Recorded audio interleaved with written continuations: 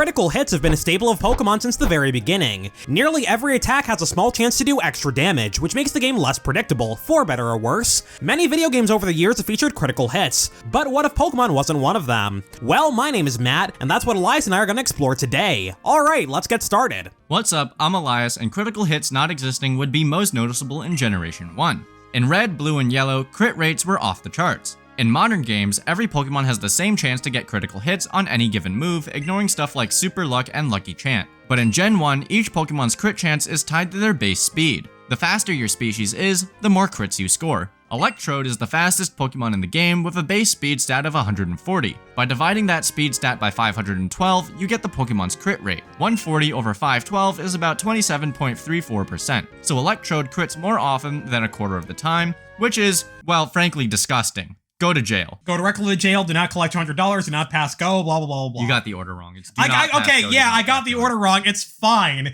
Aerodactyl, Mewtwo, and Jolteon are tied with 130 speed, so they have just over a 25% chance to crit as well. Nearly every Pokemon in Gen 1 got crits more often than they do nowadays. Starting in Gen 7, the chance to land a crit is 1 in 24, roughly 4.17%. So every Pokemon with a base speed stat of 22 or higher crits more than that in Gen 1. Only 3 Pokemon in RBY are slower than that: Slowpoke, Jigglypuff, and Geodude. Everyone else's crit rate is lower in today's games. But things get infinitely sillier when we start looking at moves with high crit rates. In Gen 1, Slash, Razor Leaf, Crab Hammer, and Karate Chop are 8 times more likely to crit. So as long as your base crit rate is at least 12.5%, you're guaranteed to get crits with these moves. Except, no you're not. You know how nearly every move has a 1 in 256 chance to miss, even if it's 100% accurate? Well, the 1 in 256 glitch also applies to critical hits. So if you use a high crit chance move with a fast enough Pokemon, there's still about a 0.4% chance it doesn't crit. We're getting off track here. Anyway, you need a base speed stat of at least 64 to get guaranteed crits with these moves. The lack of virtually guaranteed crits would hurt some Pokemon quite a bit. Persian is the strongest Slash user in the game, which is quite a good trait to have. Guaranteed crits on Slash is really nice because a crit Slash is just barely weaker than Hyper Beam with none of the drawbacks. Slash is 100% accurate, asterisk, and it doesn't make you recharge after using it. Combine Slash with Persian's high speed stat, and you've got a solidly strong Pokemon.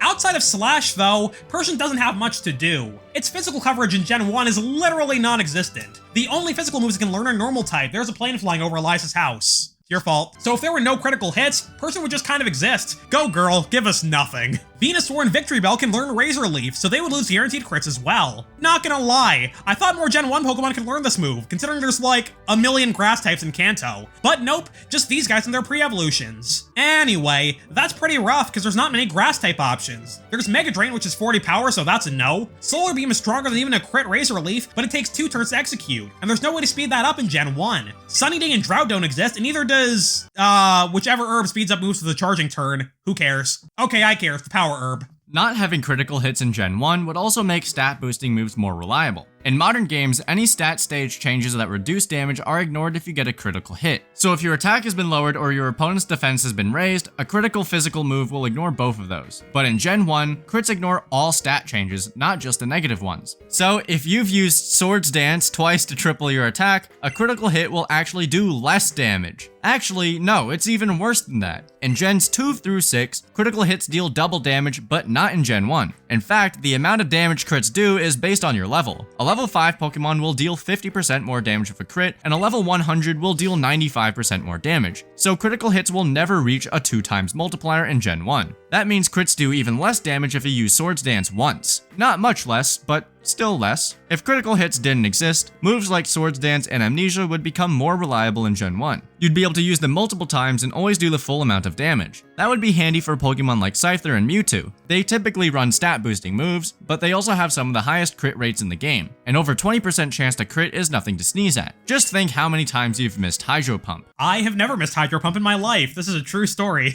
It's not true.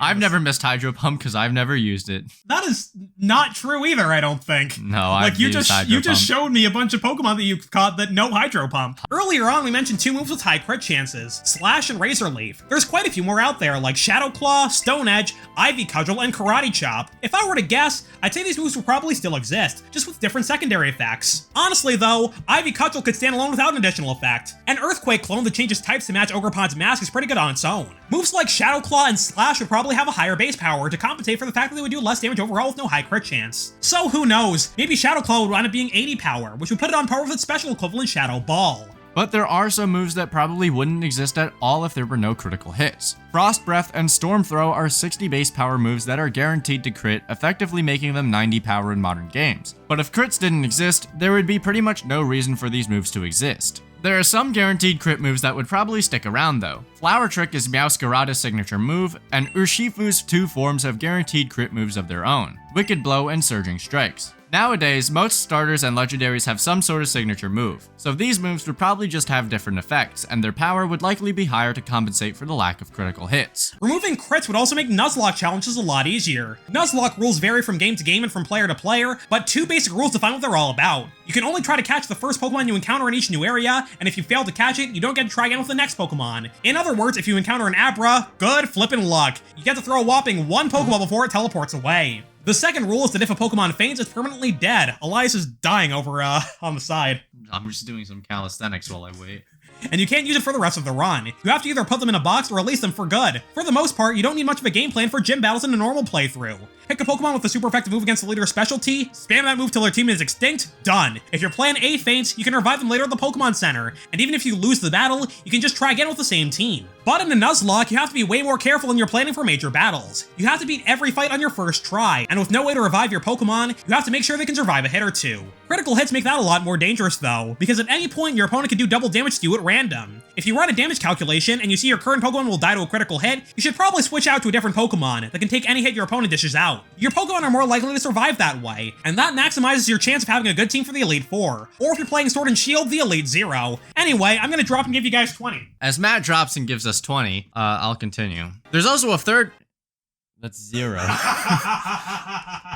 There's also a third rule that you have to nickname all of your Pokemon, but that's more of a suggestion than a hard and fast rule. Alright, I should probably make good on that promise, I'll be back. In recent years, Nuzlocke variants have been all the rage. Many people have adopted a hardcore Nuzlocke rule set for their playthroughs. On top of the standard Nuzlocke rules, hardcore Nuzlockes add level caps for most boss battles to prevent overleveling. The general rule is that you can't be a higher level than the gym leader's ace, at least when the battle starts. So for example, in Ruby, Sapphire, and Emerald, Norman's Slacking is level 31. That means none of your Pokemon can hit level 32 before the gym battle starts. If they level up to 32 during the fight, that's okay though. You also can't use items from your bag during a battle in a hardcore Nuzlocke. That prevents you from spamming potions to keep your team alive, and finally, you have to play the game on set mode. That means when you knock out a trainer's Pokemon, you don't get a free switch before they bring in their next one. If you want to switch out into a better matchup, you have to spend your next turn doing so. These rules make planning out each battle more difficult, and that's especially true in a world where critical hits exist. With no items, no free switches, and no level 100 Alakazam to bail you out, you have to be way more careful in battle. With no critical hits, Nuzlocke battles would be easier to plan for because there would be more situations where your Pokemon is guaranteed to survive a hit. Alright, now you drop and give me 20. Okay. Many YouTubers take hardcore Nuzlockes to the next level as well. They add restrictions like only being allowed to use one type of Pokemon, modding the game to invert the type chart, or adding Nuzlocke rules to already difficult ROM hacks. So removing critical hits wouldn't make them easy or anything, because people are always coming up with new challenges, but they would become less difficult. That was not 20. I just did 20, I swear to God. I can do a set of 40, so I must have just lost track of time there. Didn't feel like enough time to do 20. I did 20, my friend. I can show you again in a couple minutes.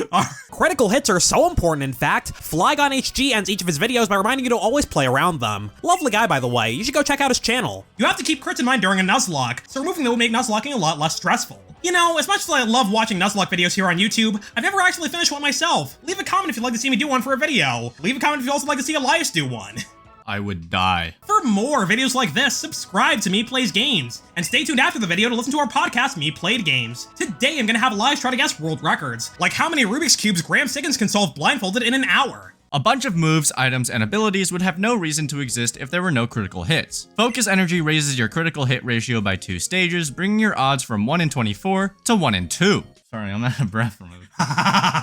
The Dire Hit is a battle item that does the same thing. The Leak boosts your crit rate by 2 stages too, but it only works if Farfetch'd or Sirfetch'd holds it. The Lucky Punch is the same, but it only works on Chansey. Not Happiny, not Blissey, just Chansey. But if you're using a Chansey and it's holding a Lucky Punch, you're kinda using Chansey wrong. Its attacking stats are hot garbage to put it nicely. Most of the time, Chansey doesn't run any attacking moves that can crit. Super Luck would also probably not exist, because this ability boosts your crit rate by 1 stage. Although it's worth noting that Super Luck used to have an unrelated effect outside of Battle 2. In Generation 8 only, if you put a Super Luck Pokemon in front of the party, you're more likely to find wild Pokemon that are holding items. But that effect didn't exist when Super Luck made its debut in Gen 4, so it probably wouldn't have been created in the first place if there were no crits in the game. The Scope Lens would also have no reason to exist. It's a held item that boosts your crit chance by 1 stage. The Razor Claw does the same thing, but it also has another effect. If Sneasel holds the Razor Claw at the right time of day, the item will make it evolve when it levels up. Jotonian Sneasel evolves into Weavile at night, and Hisuian Sneasel evolves into Sneasler during the day. So the Razor Claw would probably still exist, but would have to have a different effect in battle. Gonna be honest, I completely forgot this next ability existed, but Merciless is Toxapex's signature ability. If your target is poisoned, Merciless causes Toxapex to always land crits against them. This ability could be reworked pretty easily though. Instead of always getting crits, Merciless could just make Toxapex do 50% more damage against poison targets. Toxapex never ever uses Merciless though, because Regenerators are way more useful for its usual game plan. The abilities Battle Armor and Shell Armor probably wouldn't exist though. They prevent you from ever getting crit even if you're hit by a guaranteed crit move. The move Lucky Chant does the same thing, but it only lasts 5 turns. Lucky Chant and the armor abilities don't have any other effects, so they'd have no reason to exist if there were no critical hits in the game. We mentioned Farfetch'd a second ago, and if there were no critical hits, the Galarian form would need a different method to evolve into Sirfetch'd. Most Pokemon evolve by leveling up or being given an item, but Galarian Farfetch'd decided it had to be different and quirky and random. To evolve into Sirfetch'd, Farfetch'd has to get 3 critical hits in a single battle. This is one of the more annoying evolution methods out there, because you have to find just the right opponent. If you pick a wild Pokemon that's too low a level, it'll die before you land the 3rd crit. If you pick one that's too strong, Farfetch'd might die first. Fighting a trainer with multiple Pokemon is a good idea, because you'll have more chances to land crits. But finding the right trainer can be difficult, depending on when you go looking. When I decided to get Sirfetch'd for my Pokedex, I had already beaten Pokemon Sword, so I'd already fought a good chunk of the trainers. So I decided to take the other route, finding a wild Pokemon that's bulky enough to survive 2 crits, but not strong enough to knock me out before I'm done. Actually getting the crits isn't the annoying part, because you have tools like the Leak and Focus Energy at your disposal. But in a game where crits don't exist, that evolution method wouldn't be possible, which, to be frank, I'm completely fine with. Why do you have to be Frank? Matt is a perfectly good name. Har,